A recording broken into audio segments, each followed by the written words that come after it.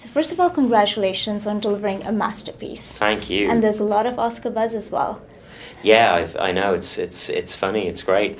With all the expectations from this film, did it make the filmmaking process a different experience for you? I mean, I think it's hard not to be aware of the fact that you are making a film of a book that a lot of people really love.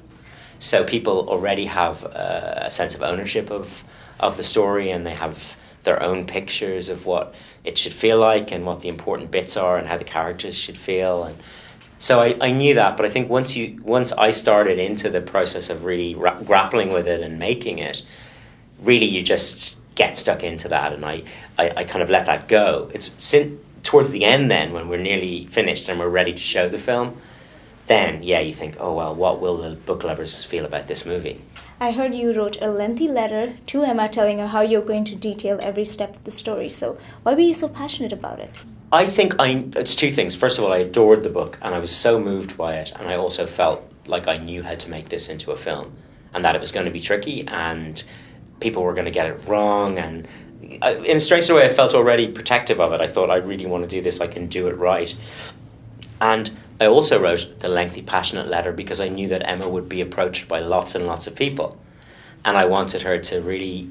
I thought she probably won't give it to me, but I want to know that I have been as articulate as I possibly can be and tried as hard as I possibly can to get this book. So that's why I did it. Brie gives a compelling performance. So how did you know Brie would be able to deliver and embody Ma's emotional state?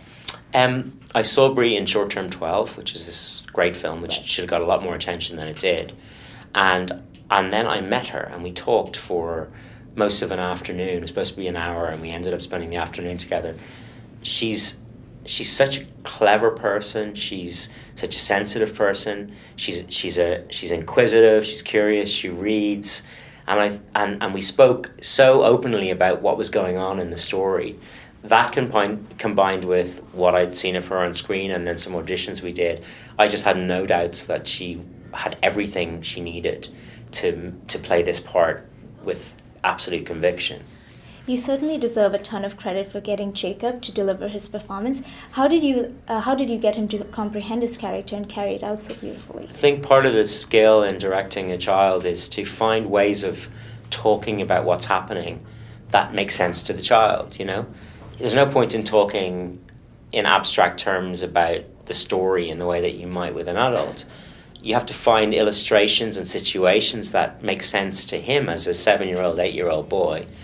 And so I was always looking for really concrete emotional references for him that would make sense. And then the task is a lot of patience, a lot of concentration, repeating and repeating scenes, sort of conducting almost, and slowing him and speeding him and helping him find the right rhythms. But what I should say is that none of that work would lead to anything if that talent wasn't already in the person. I mean, Jake is great because he's a great actor. I mean, I think directing a child is a really tough brief, especially in something as complicated as this, where there are so many shades of emotion which you have to get just right. But couldn't do it if he wasn't the talented actor that he is. He delivered every note, every scene to the mark, so that was impressive. Thank you. What was the most challenging aspect of adapting the book? Probably we changed the structure a little bit in the second half,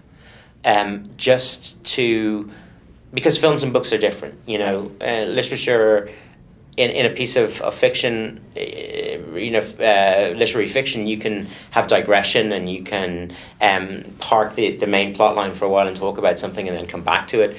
It's very hard to do that in film. Film is very much demanding of forward motion. So we structured and restructured a little bit in the second half to keep that tension right through to the end of the film. So that was one challenge. I think the other thing was how to deal with the fact that the book really falls into two distinct halves, you know? And that's not something that... so negotiating how you get out of the first half and into the second half in a way which feels seamless and organic for the audience, they were the real challenges in the adaptation. How did you know Brie and Jacob were the perfect Ma and son relationship? The honest and truthful answer is you never fully know. There's a point in every film where you just have to take a leap. And I had a gut instinct that they would work really well together. And that they were both the people who should take those roles. And then we gave ourselves quite a bit of time in rehearsal to test that, and also to give them a chance to really bond. And Brie was so great with Jake. She made him feel so comfortable. He totally fell in love with her. They played together. They did Lego together.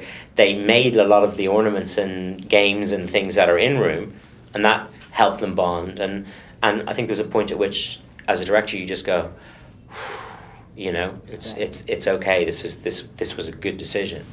And lastly, what's next for you? I'm working on a few different things, but I'm working on a really interesting ghost story set in Britain in the 1940s, which is it's a good project. Hope to shoot it next summer. I'm looking forward to that. After what you did with Room, I'm definitely looking forward to that. Thank you so much. Thank you so much for chatting with us.